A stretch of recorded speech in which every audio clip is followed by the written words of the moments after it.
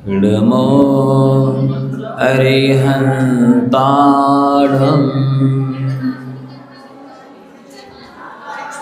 नमो सिद्धाणं नमो आयर्याणं नमो वज्झायाणं नमो लोये शव्यसाहुरं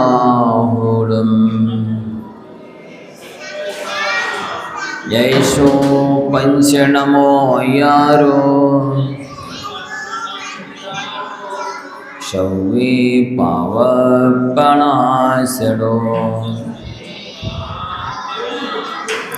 मंगलारं च सव्येशिं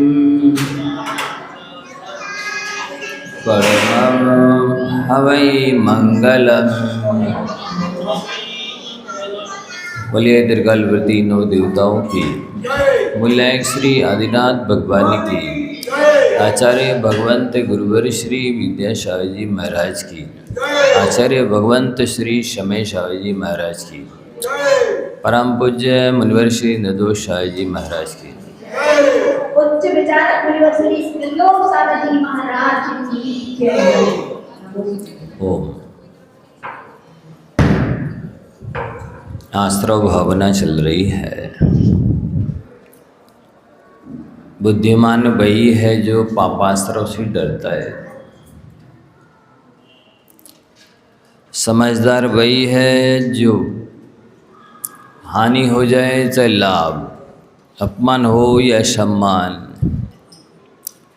यश हो या अपयश, हर समय ध्यान रखता है कि हम पाप का बंध तो नहीं कर रहे हैं। यदि पाप का बंध कर रहे हैं तो दुनिया की बाकी की दौलत हमें सुखी नहीं कर सकेगी और दुनिया सदगति नहीं दे सकेगी। और यदि पाप बंध से बचे हुए हैं तो भले दुनिया की दौलत नहीं है लेकिन हमारा कल्याण निश्चित है, हमारा भविष्य उज्जवल है। इसलिए हमेशा लौकिक संपत्ति पर तात्कालिक सुखों की ओर ध्यान न रख करके भविष्य की सुखों की ओर ध्यान होना चाहिए, लोकोत्तर सुख की ओर ध्यान होना चाहिए।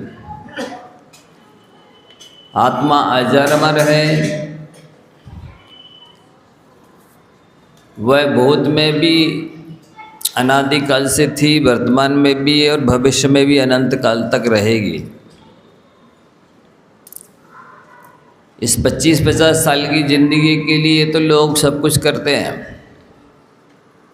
लेकिन अनंत भविष्य जो है उसकी चिंता नहीं करते हैं, वे बुद्धिमान नहीं माने जाते। ऐसा विचार करके ही हमें वह व्यवहार करना है जो अपने लिए हम चाहते हैं, वही दूसरों के साथ करना है।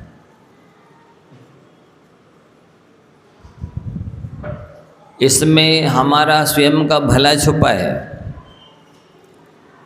जो हम अपने लिए चाहते हैं वो दूसरों के साथ करते हैं तो भले वर्तमान में हम दुखी हो ले, लेकिन भविष्य में हम नियम से सुखी होंगे।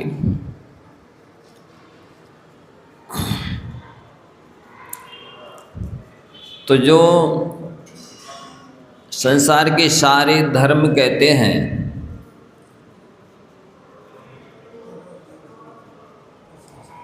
कि जीवों की सेवा करो, जीवों की रक्षा करो,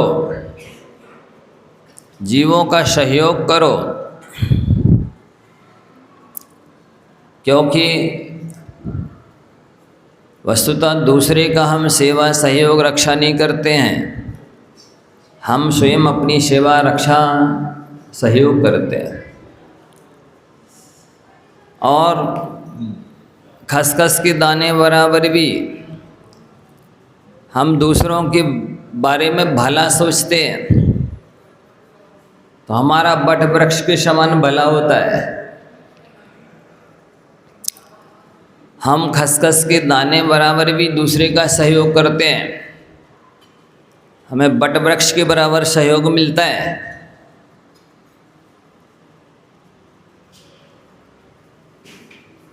वस्तुतः हम मन से भी जितने शांत रहते हैं उतनी हमारी मानसिक शक्ति बढ़ती है, मनोबल बढ़ता है, आत्मिक शक्ति जागृत होती है, जिसे उपादान कहते हैं।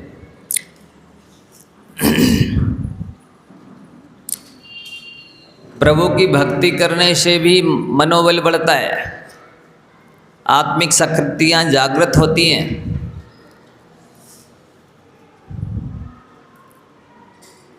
सभी बालक और पालक ध्यान से सुनेंगे।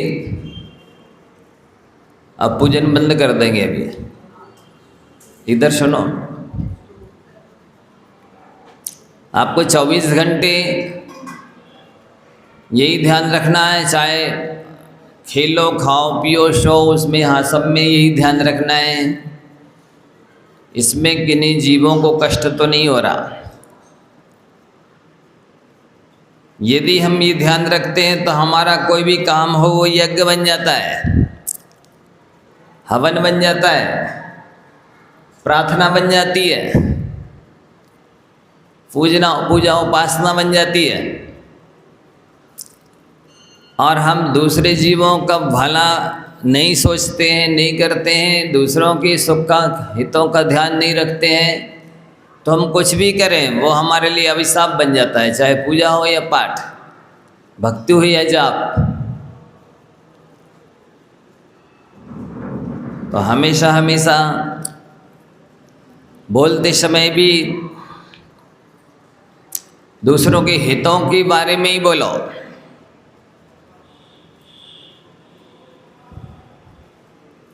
वस्तुतः ये व्यक्तिगत कर्तव्य भी है, सामाजिक कर्तव्य भी है, धार्मिक कर्तव्य भी है और नैतिक दायित्व भी है। यही जीवन जीने की कला है, आर्ट ऑफ लिविंग।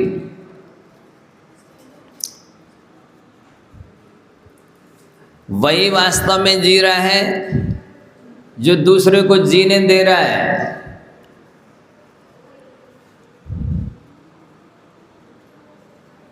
वही वास्तव में बोल रहा है जो जिसमें दूसरों का भला छुपा है। वही लेना वरदान के समान है जो अपने हिस्से में है। वही लेना आशीर्वाद स्वरूप है जो हमारे हिस्से में है। वही लेना वस्तुतः भिक्षा है। वही डोनेशन दान है और वही वरदान है। इसी तरह व्यक्ति को चौथा व्रत, चौथा पंचशील, जैसे हमें अपनी माँ बहनों के विषय में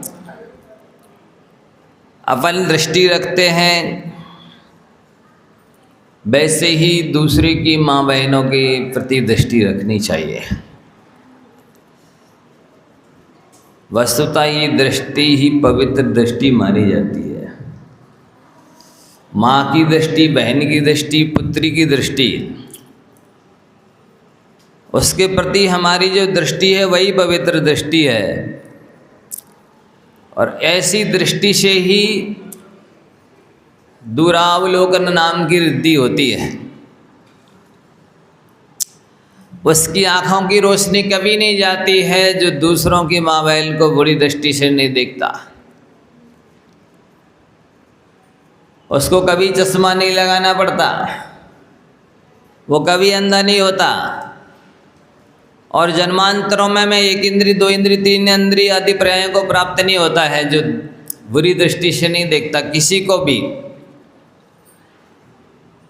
और जो दूसरों को बुरी दृष्टि से देखता है, घृणा की दृष्टि से, ईर्ष्या की दृष्टि से, नफरत की दृष्टि से, बैर विरोध की दृष्टि से, ईर्ष्या की दृष्टि से, काम वासना भावना की दृष्टि से, उसको नियम से उसके दिनों दिन चश्मा का नंबर बढ़ता जाता है, उसको चश्मा लगाना पड़ता है। और स्थिति ऐसी भी आ जाती है कि वृद्धावस्था में देखने में ही असमर्थ हो जाता है, जो बुरी दृष्टि से देखता है।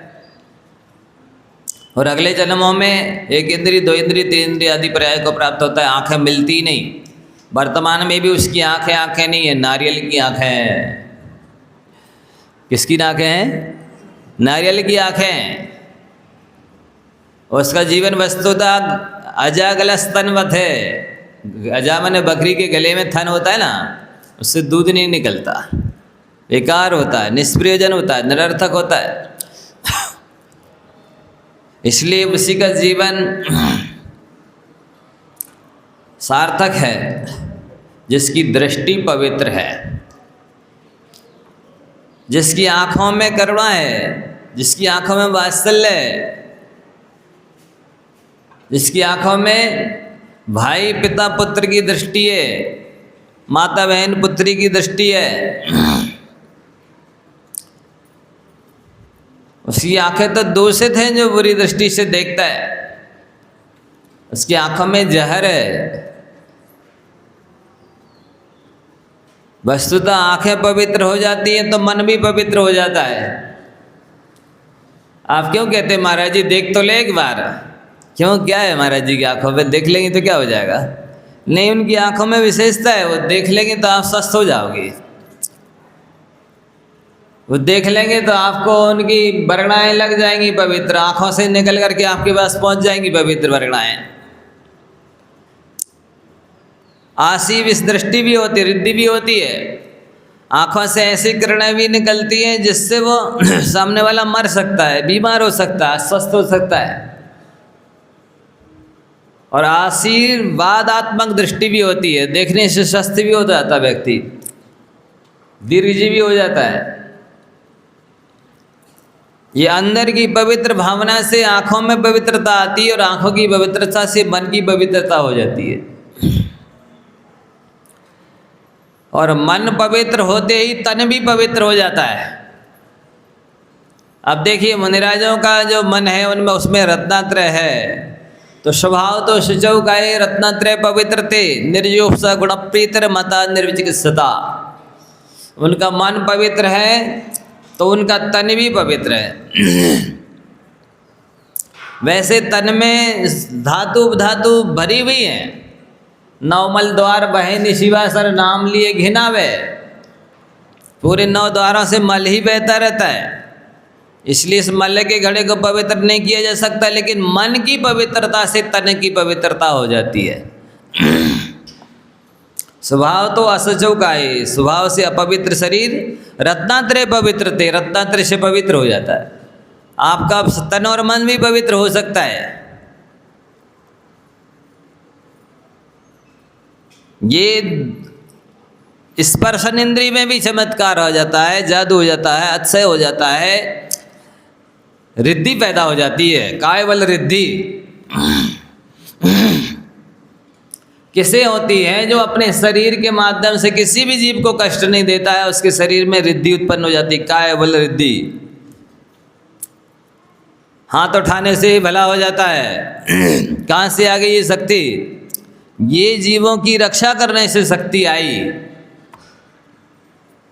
बोल दिया जाओ तुम्हारा काम हो जाएगा, भला हो जाए, आशीर्वाद हो जाएगा भला। क्यों? ये सत्य बोलने से ये रिद्धि उत्पन्न हुई, हित में प्रिय बोलने से ये शक्ति आई।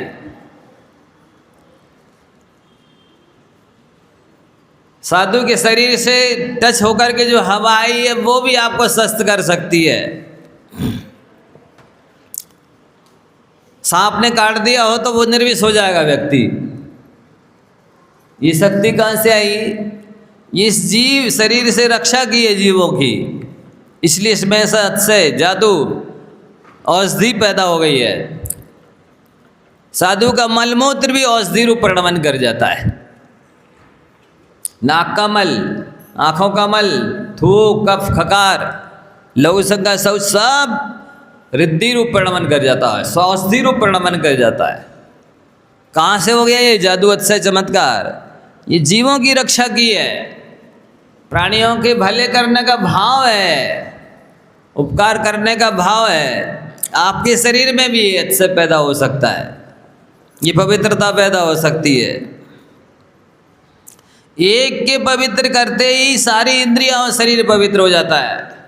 मन के पवित्र करते ही स्पर्शन इंद्रिय पवित्र हो जाती है, रसना में पवित्रता आ जाती है, घ्राण में पवित्रता आ जाती है, चक्षु में पवित्रता आ जाती है। एक एक इंद्रिय उनका आशीर्वाद का काम करती है। छू लेने से भी आशीर्वाद होता है, बोल देने से भी आशीर्वाद होता है, देख लेने से भी आशीर्वाद होता है, सुन लिया आपकी बात आशीर्वाद हो जाता है। हाँ, यहाँ से शब्द गए, उधर से हमारी वर्गणाएँ आपके पास पहुँच गई, हाथ नहीं उठाया, देखा नहीं, बस मन में हवाया आ जाए, आ गया, इसका भला हो जाए, काम हो जाए, हो गया।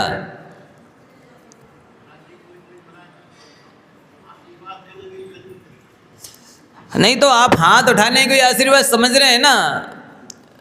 अभी यही तो बोल रहे हैं हम, हाथ नहीं उठाएंगे फिर भी आशीर्वाद मिल जाएगा आपको, क्योंकि उनके रोम रोम से पवित्र वर्गणाएँ निकल रही हैं, आत्मा के एक एक प्रदेश से पवित्र वर्गणाएँ निकल रही हैं। सुन लिया ना, अब मन से वर्गणाएँ पहुँच गई आपके पास, केवल हाथों से ही थोड़ी ये वर्गणाएँ निकलती हैं। नहीं समझे?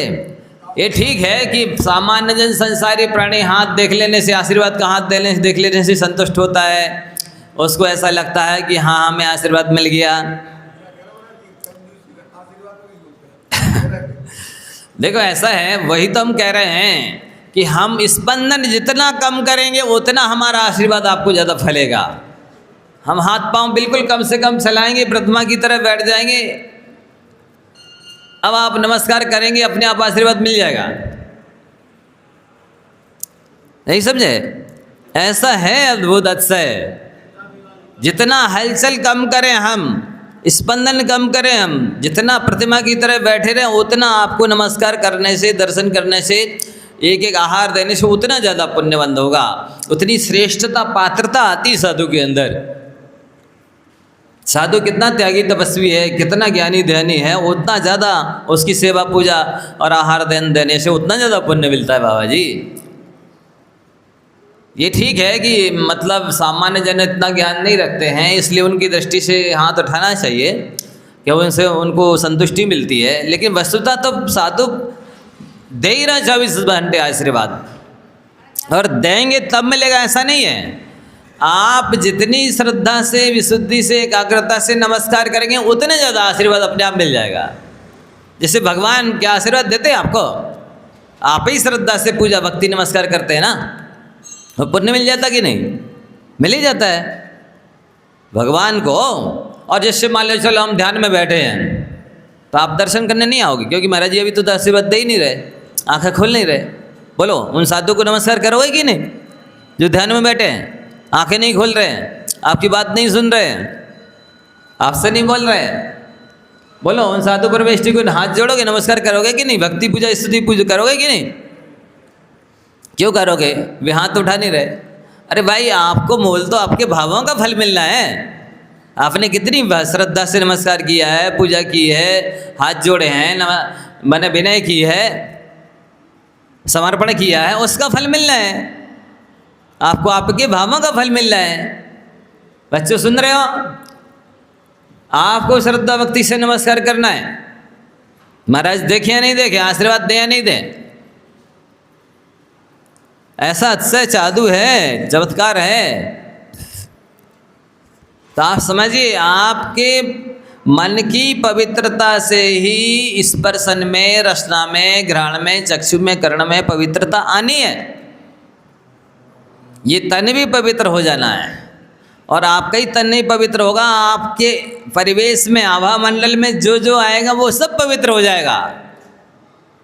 साधु परमेष्ठी जहाँ बैठ जाते हैं वो निषिद्धिका बन जाती है, वो तीर्थ बन जाता है। क्योंकि वे स्वयं तीर्थ हैं। साधु परमेष्ठी स्वयं अपने आप में तीर्थ हैं। वो जहाँ बैठ जाएंगे वो स्थान तीर्थ बन जाएगा। उनके सानिध्य में जो आएगा वो भी तीर्थ बन जाएगा। ऐसा है। ये राजीव जी कह रहे थे गुरु की दृष्टि बस पड़ जाए, नौवीं दृष्टि, तब तो पूरा फतेह ही फतेह है, सब कुछ है।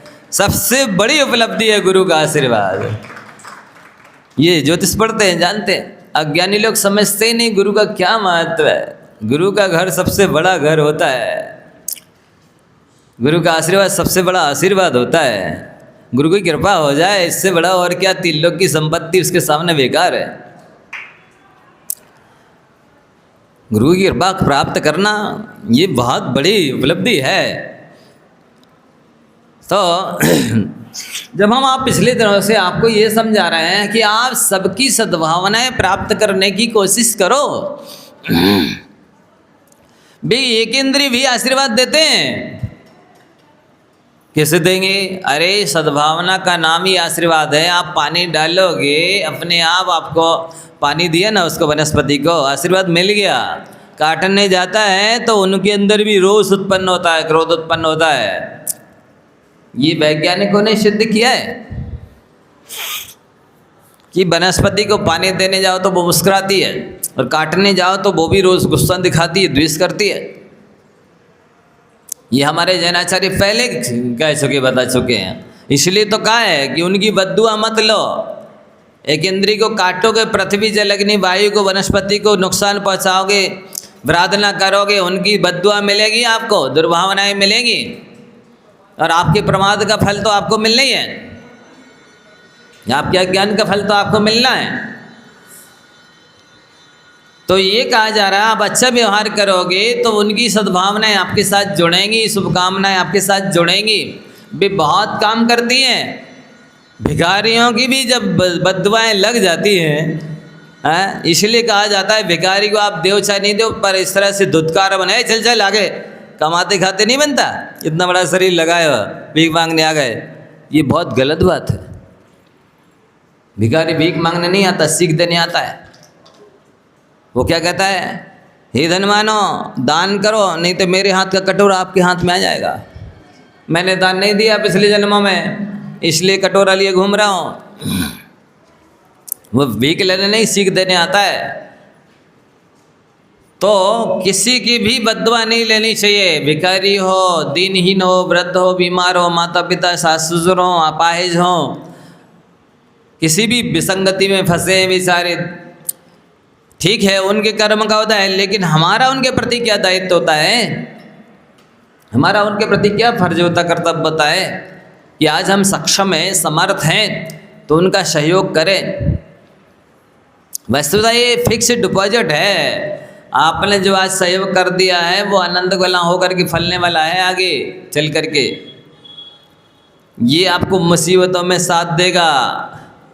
टर्निंग पॉइंट जब आएगा ना, उस समय आपके लिए सहारा देने के लिए तैयार रहेगा। ये तो हमेशा अपनी दृष्टि को पवित्र बनाइए। दृष्टि के पवित्र हो, मन के पवित्र होते ही दृष्टि पवित्र होती है, दृष्टि के पवित्र होते ही तन भी पवित्र होता है, और तन की पवित्रता के साथ साथ इसमें रिद्धियाँ सिद्धियाँ उत्पन्न होती हैं, सद्भावनाएं शुभकामनाएं भी मिलती हैं। इसलिए अपनी आँखों को जलाओ मत, मतलब खोटी दृष्टि से मत देखो किसी को। जलाना है आँखों का, आँखों इसका दुरुपयोग करना है।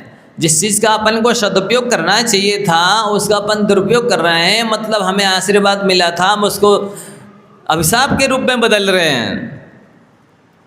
ये अज्ञानता है प्राणियों की, जो दूसरों के बारे में बुरा सोचते रहते हैं।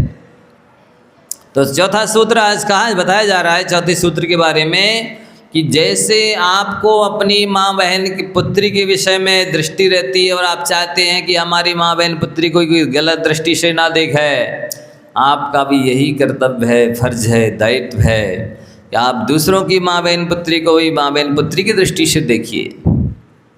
इससे क्या होगा? आज से आपकी आंखें भी पवित्र रहेंगी, मन भी पवित्र रहेगा, और साथ ही आपकी माँ बहन पुत्री को भी कोई गलत दृष्टि से नहीं देखेगा। ये फर्ज है, ये दायित्व है।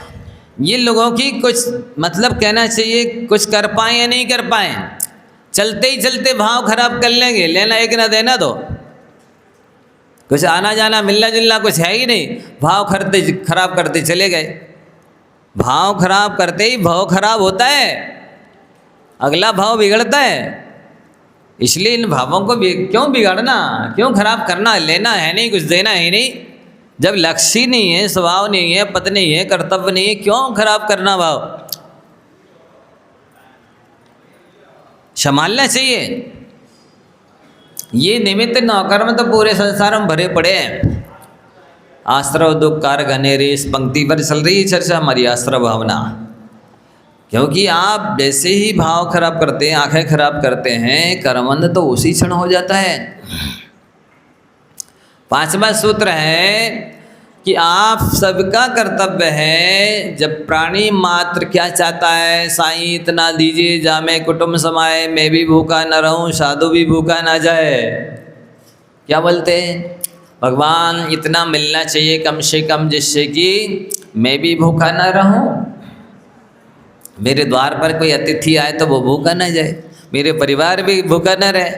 तो इतनी ही अपेक्षा रखनी चाहिए, सारी दुनिया का वैभव संपत्ति मेरे पास आ जाए तो बाकी के जीव क्या करेंगे।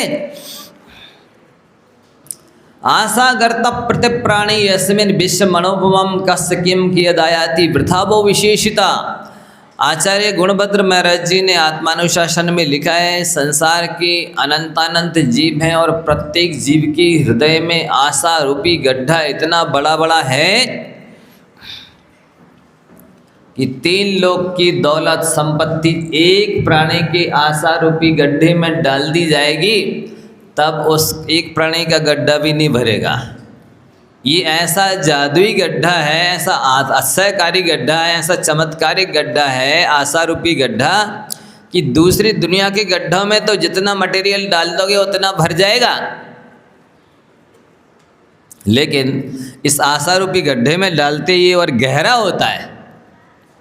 तब आप सभी कैलकुलेशन करिए, सोच करके विचार करके बताइए, एक प्राणी का आशा रूपी गड्ढा 3 लोक की संपत्ति से नहीं भरेगा, और अनंतानंत प्राणी और सबके ही अंदर इतना इतना बड़ा गड्ढा खुदा हुआ है, तब किसको क्या और कितना मिलेगा बंधुओं।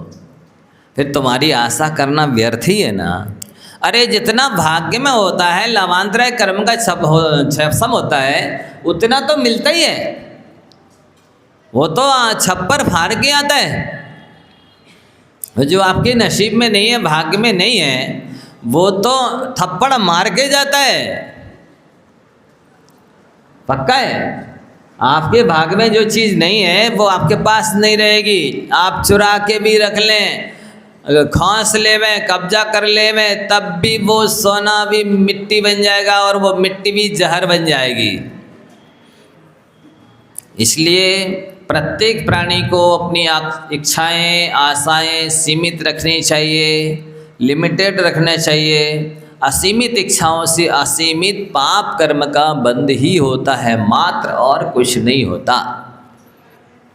भगवती आराधना में यहाँ तक लिखा, एक तिनके का राग, तिनका समझते हैं, जो दांत साफ करने के काम आता है, उस तिनके का राग भी पाप का ही बंद कराता है।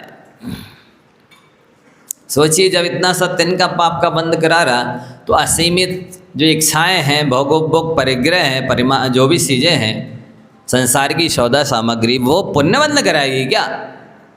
परिग्रह तो 5वां पाप ही है। दुनिया 4 पाप को सहज में पाप समझती है, लेकिन 5वें पाप को पाप मानने में दांतों पसीना आता है।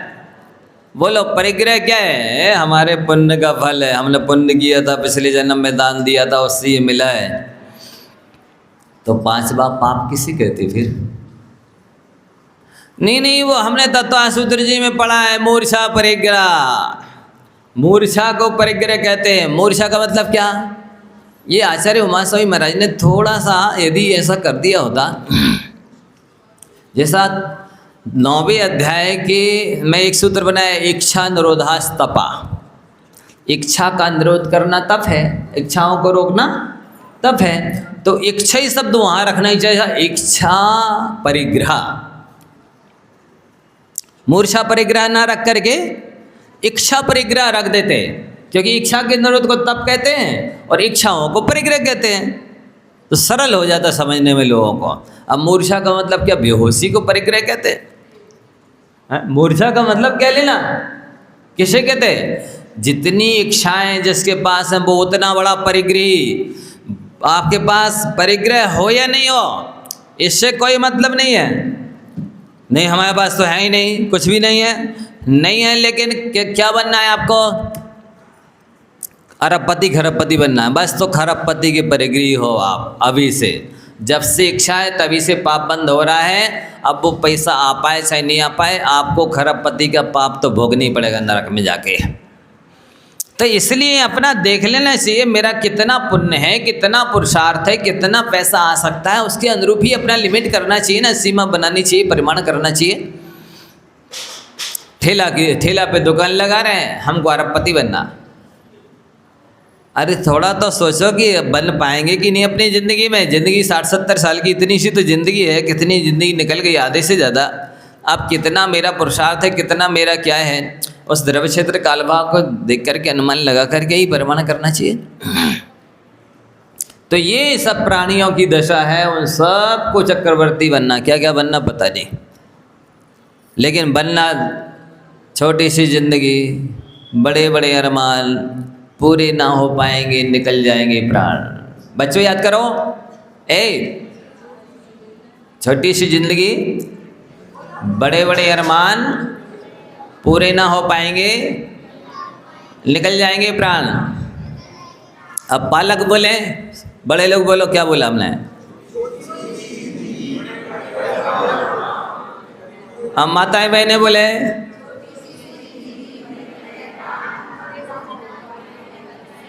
छोटी सी जिंदगी, बड़े बड़े अरमान पूरे ना हो पाएंगे, निकल जाएंगे प्राण। जब पूरे नहीं हो पाना है और प्राण निकल जाना है तो ऐसे अरमान क्यों करना? उन अरमानों का फल तो भोगना ही पड़ेगा ना। तो इसलिए ये 5वां सूत्र है जिसको आप 5वां पाप कहते हैं। सोशल साइंस में पंचशील में 5वां सील कहते हैं। श्रावकों का 5वां अणुव्रत हो जाता है इसकी सीमा मर्यादा कर लेने से। सभी का भला इसी में है, सबको परिग्रह का प्रमाण कर ही लेना चाहिए, सीमा लिमिट कर ही लेना चाहिए यदि असीमित पाप बंध से बचना चाहते हो। देखो ध्यान से सुनना, मोक्ष चाहिए है ना?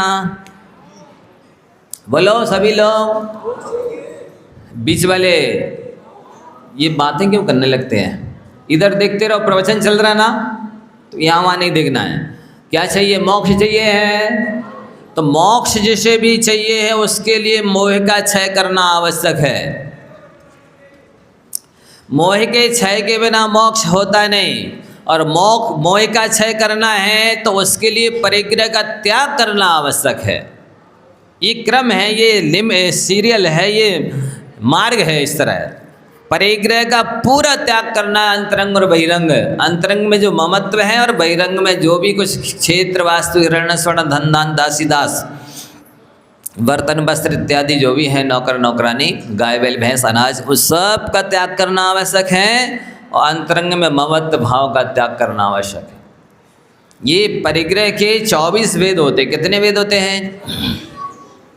परिग्रह 24 वेद त्याग करें मुनिराज जी, तो आपको मुनि बनना पड़ेगा, तब परिग्रह का पूरा त्याग होगा, और परिग्रह का पूरा त्याग होगा तभी मोह का क्षय होगा, और मोह का क्षय होगा तभी मोक्ष मिलने वाला है। इसके पहले ना आज तक किसी को मोक्ष मिला है ना मिल सकता है। तो पन मिथ्यात्व योग 15 द्वादश अविरति जानो, पंचर 20 कषाय मिले सब 57 मानो। आश्रव के 57 द्वार हैं।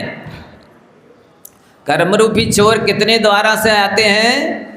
57 द्वारों से आते हैं। इन 57 द्वारों को बंद करना आवश्यक है यदि कर्मरूपी चोरों को नहीं आने देना चाहते हैं तो। अच्छा देखिए, संसारी प्राणी निष्प्रयोजन का 90% पाप बंद करता है। ध्यान से सुनना। जैसे मान लो विदेश किस किस को जाना, हाथ उठाना जरा।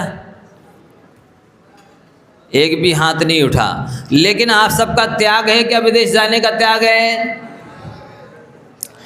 मुश्किल से 2-4 लोगों का। जिनका त्याग नहीं है तो पूरे संसार में जितना आरंभ परिग्रह हो रहा है, जितने वाहन चल रहे हैं उनमें जो हिंसा हो रही है, जितनी मिलें फैक्ट्री कारखाने चल रहे हैं उनमें जो हिंसा हो रही है, उन सब का पाप आप सबको लग रहा है। जिसका भी विदेश जाने का त्याग नहीं है उसको पूरे संसार में 343 राजू घन प्रमाण लोक में भ्रमण करने का पाप लग रहा है। 24 घंटे 12 महीने जब से त्याग नहीं है, जब तक त्याग नहीं है। तो इस असीमित पाप से आप लोग बचना चाहते हैं क्या? तो आपको सीमा नियम ले लें कि भारत के बाहर जाने का त्याग नियम ले लो। यदि आपको 343 घन प्रमाण राजू लोक में जन्म मरण नहीं करना है, भटकना नहीं है, वहाँ जाना नहीं है, तो अभी से त्याग कर दो भटकने का। नियम ले लो कि हम भारत के बाहर नहीं जाएंगे। अब इसमें प्रश्न उठ सकते हैं कई लोगों को, महाराज जी कहीं विदेश हमें व्यापार करने के लिए जाना पड़ा तो प्रश्न उठेगा ना। यदि आपके भाग्य में है तो भारत में ही आपका व्यापार धंधा चल जाएगा, आपकी आजीविका चल जाएगी और आपको पर्याप्त धन मिल जाएगा। और यदि आपके भाग्य में नहीं है तो आप विदेश भी जाकर के व्यापार करिए, सक्सेस नहीं होंगे, वहाँ जाके बीमार हो जाएंगे। और कोई कहते ना, दौड़ा कोस हजार लो बसे न लक्ष्मी पास, बिना दिए रघुनाथ के मिले न तुलसीदास। दूसरे लोग भी कहते हैं कि भाग्य में नहीं है तो कितने कोस दौड़ो, लक्ष्मी पास में नहीं आएगी। भाग्यहीन नर खेती करे, बैल मरे के सूखा परे। भाग्यहीन मनुष्य यदि खेती करेगा तो या तो पानी नहीं बरसेगा या फिर उसका बैल मर जाएगा। और यदि भाग्य में है तो वो नहीं भी करे कुछ तो भी उसके पास वो भोग सामग्री आएगी। तीव्र पुण्य होना चाहिए, साथी से पुण्य होना चाहिए। मध्यम या घटिया पुण्य है तो थोड़ा और पुरुषार्थ तो करनी पड़ेगा। आप समझ रहे हैं? तो आपके भाग्य में होगा तो व्यापार आपका भारत में ही चल जाएगा, आपको जितना धन चाहिए यही मिल जाएगा। और भाग्य में नहीं है तो विदेश भी जाएंगे तब भी आपको धन नहीं मिलेगा। ऐसा विश्वास रख कर के आपको भारत के बाहर जाने का त्याग कर देना चाहिए। एक बात। दूसरी बात, यदि आप कहो कि नहीं दवाई कराने जाना पड़ी तो ये भी समझ लो, यदि आपके लाभांतराय कर्म का 6 समय पुण्य है तो आप भारत में ही स्वस्थ हो जाएंगे। एक पुड़िया देगा कोई वैद्य, छोटी सी उतनी में ठीक हो जाएंगे। और पाप कर्म का उदय है तो 1 लाख रुपया का एक इंजेक्शन लगवाओगे फिर भी मर जाएंगे। कोरोना में देखा आप लोगों ने कि नहीं देखा? लाखों रुपए के इंजेक्शन लगवाए तब भी मर गए। और माता पुत्र को गोद में लिए रहती है, इसके बाद भी पुत्र की आयु नहीं है, पुण्य नहीं है, तो वो गोद में ही मर जाता है। और पुण्य का उदय होता है तो एक दृष्टांत सुनो। एक राजा के ऊपर पड़ोसी राजा ने चढ़ाई कर दी। ये राजा मुकाबला करने में सक्षम नहीं था। इसने सोचा कि जान बची तो लाखों पाए, इसलिए घोड़े पर बैठा और रानी को बिठाया और राज्य छोड़ के चला गया। रानी गर्भवती थी, रास्ते में ही उसने एक पुत्री को जन्म दे दिया। अब स्वयं का शरीर संभल नहीं रहा, इस पुत्री को कहाँ लिए जाए, कहाँ फिरे। वो एक झाड़ी के नीचे उसको लिटा दिया, छोड़ दिया और राजा रानी घोड़े पर बैठकर आगे बढ़ गए। 8 दिन बाद सोचा अब तो वो जो आया होगा राजा चढ़ाई करके, जो उसे ले जाना होगा ले गया होगा, चलो अब वापिस चलें। 8 दिन बाद वापिस आया। उसके मन में आया जिस स्थान पर उसने बच्ची को छोड़ा था, सद्याजात तत्काल की जन्मी हुई बच्ची। सोचा वैसे तो कोई सियार लड़ैया खा गया होगा या भूखी प्यासी मर गई होगी, लेकिन फिर भी एक बार देख तो लो, देखने में क्या जाता है। देखा तो जहाँ उसे लिटाया था ठीक उसके मुंह के ऊपर मधुमक्खी का छत्ता लगा हुआ था। उसी से शहद की बूंद टपकती रही और वो चूसती रही। ना कोई सियार लड़ैया कौआ ने खाया, ना वो भूखी प्यासी मरी। 7 दिन बाद भी जीवित मिल गई। उसको उठा लिया, ले गए, पालन पोषण किया, आगे चल करके वही बालिका भारत सम्राट जहांगीर की पत्नी नूरजहां बनी। बताइए किसने किया उसका पालन पोषण? उसका भाग्य था ना, पुण्य था ना। इसी तरह आपका पुण्य होगा तो आप भारत में ही स्वस्थ हो जाएंगे। पुण्य होगा तो भारत में ही आपकी आजीविका चल जाएगी। और नहीं महाराज जी हमें विदेश मंदिरों दर्शन करने जाना, अरे सारे तीर्थंकर भारत से मोक्ष गए। भारत में इतने सारे सिद्ध क्षेत्र, अक्षय क्षेत्र हैं, इतने सारे मंदिर हैं, यहाँ की वंदना तो कर लो, फिर विदेश जाना है दर्शन करने, ये सब कहने की बातें हैं। और जो लोग मनोरंजन करने जाना चाहते, घूमने जाना चाहते, इसका मतलब है अभी उनका संसार भ्रमण बहुत ज़्यादा बाकी बचा है। अभी उसको 343 घनराजु प्रमाण में लोक में अनंत बार जन्म मरण करना, इसलिए कौतुक हो रहा है विदेश घूमने का। कहाँ जाना? कुल्लू मनाली जाना। कहाँ जाना? कश्मीर जाना। ये जाने वाले निश्चित ही अभी अनंत संसारी हैं। कोई भी निकट भव्य जो होगा भव्य पुंडरीक, वो मनोरंजन करने के लिए विदेश नहीं जाएगा। पहले अपने भारत के तीर्थ तो कर लो। भारत में भी एक से एक अच्छी सुंदर सुंदर जगह हैं, स्थान है जहाँ पर धर्म ध्यान भी किया जा सकता है। मनोरंजन तो अपने आप हो जाता है, धर्म ध्यान करते करते, तीर्थ वंदना करते करते, विधान करते करते, साधुओं की वंदना, विहार कराते हुए आहार निहार कराने से ही मनोरंजन हो जाता है। धर्मात्माओं का साधुओं के आहार विहार के लिए टाइम नहीं है। विदेश में घूमने जाना है, कश्मीर कुल्लू मनाली जाना है, ऐसे पापात्मा अभी तो अनंत काल नरकों में कष्ट भोगेंगे।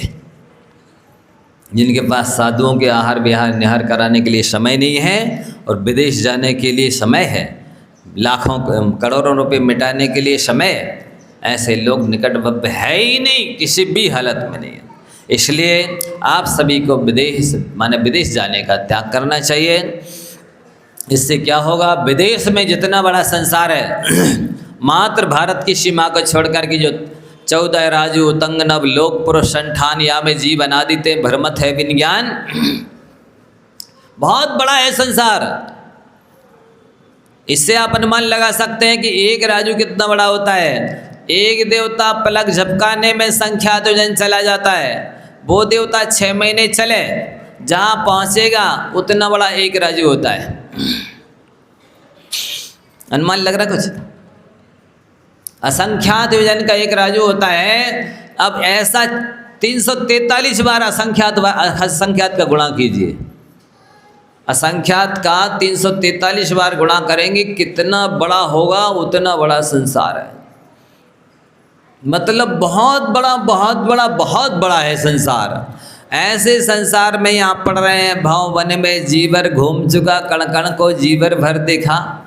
इतने बड़े संसार में सुई की नोक बराबर जगह नहीं है जहाँ जन्म मरण न किया हो। इतने बार गए हैं, पूरे संसार में घूमा है, जन्म किया, लिया, मरण किया है, भटके हैं, सब कुछ किया है, अब भी बाकी रह गया है। तो इसका मतलब है अभी संसार भ्रमण ही बाकी है। तो ये दिग्व्रत कहलाता है, आप सभी ले सकते हैं। इसमें कोई पंचम काल बाधक नहीं, कोई बीमारी, कोई वृद्धावस्था, कोई गरीबी, कोई अमीरी, कोई स्त्री पर्याय, कोई पुरुष पर्याय, कोई बाधक नहीं है। आप सभी को ले ही लेना चाहिए। मेरी तो राय है कि आप अनंत पाप से बच जाएंगे।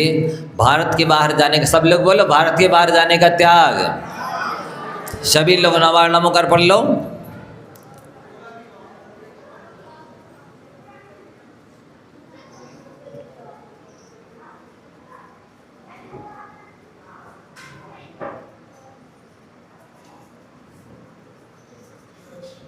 जा वाणी के ज्ञान ते